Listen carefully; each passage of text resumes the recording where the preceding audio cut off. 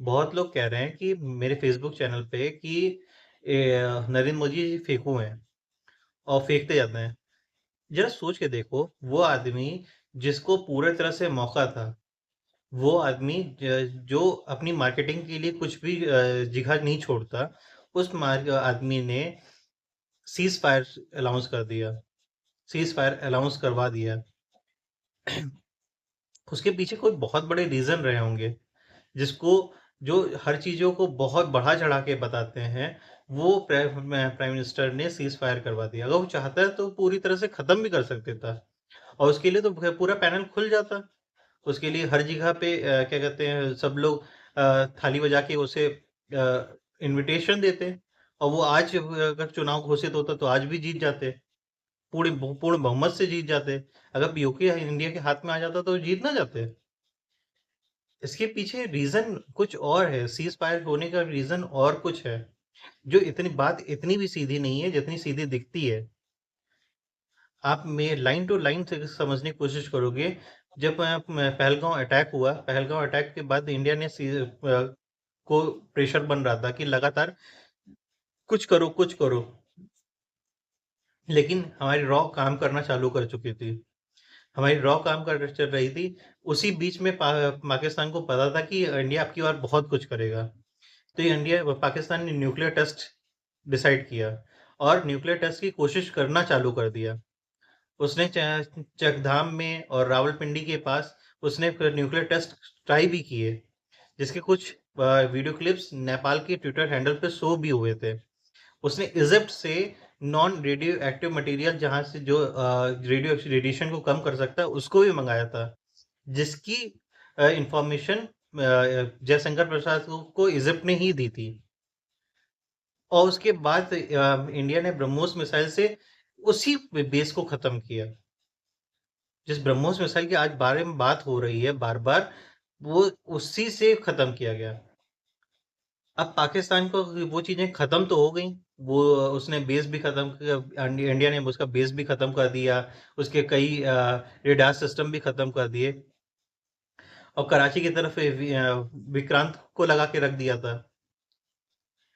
लेकिन इंडिया पाकिस्तान ने जब अमेरिका को कहा कि अब मेरे पास कोई ऑप्शन नहीं है, मेरे पास सिवाय एक प्रेस बटन के ऑप्शन नहीं है, न्यूक्लियर प्रेस बटन के ऑप्शन के अलावा मेरे पास कोई ऑप्शन नहीं है, तब अमेरिका के लिए बस एक सब बड़ी सरदर्दी हो गई कि उसके लिए दोनों ही मार्केट है, बहुत बड़ी मार्केट है और दोनों ही मार्केट खत्म हो जाती है उसके पास से। तो उसके पास पाकिस्तान को वो हथियार बेचता है, पाकिस्तान के पास बेस उसका बना हुआ है और इंडिया को बहुत बड़ा हथियार का लिए वो कंज्यूमर सोचता है, वो भी खत्म हो जाता है।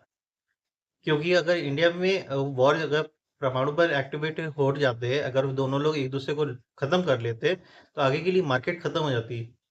क्योंकि चाइना के साथ तो ऑलरेडी पाकिस्तान अमेरिका का कॉन्फ्लिक्ट चल रहा है। इसी कारण से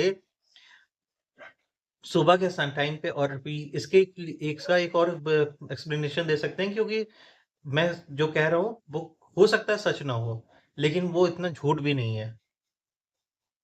अगर आप मेरी बात सुन रहे हैं, समझ रहे हैं, तो तीसरा कारण ये है कि लगातार पाकिस्तान में भूकंप आ रहे थे इतने दिन से, वो भी रिएक्टर 5 के, रिएक्टर 4 के, लेकिन कहीं पे भी टेक्टोनिक प्लेट का वो खिसकना कहीं से भी नहीं बताया गया। कहीं पे भी वैसा नहीं मिला। जबकि और अमेरिका का एक रेडियर सिस्टम जो रेडिएशन को कवर करता है, वो भी फ्लाइंग पे टहलता हुआ दिखा था। तो वो क्या करने जा रहा था? वो रेडिएशन ही पता करने तो जा रहा होगा। और रेडिएशन कहाँ पे होगा? जहाँ पे परमाणु एटम के टेस्ट हो रहे होंगे। और अमेरिका के पास सैटेलाइट तो बहुत है।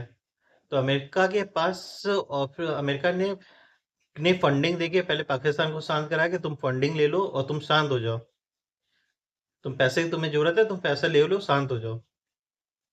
और ये एटॉमिक वाले का परीक्षण मत करो। इधर इंडिया को बताया कि वो परीक्षण वहां पे कर रहा है।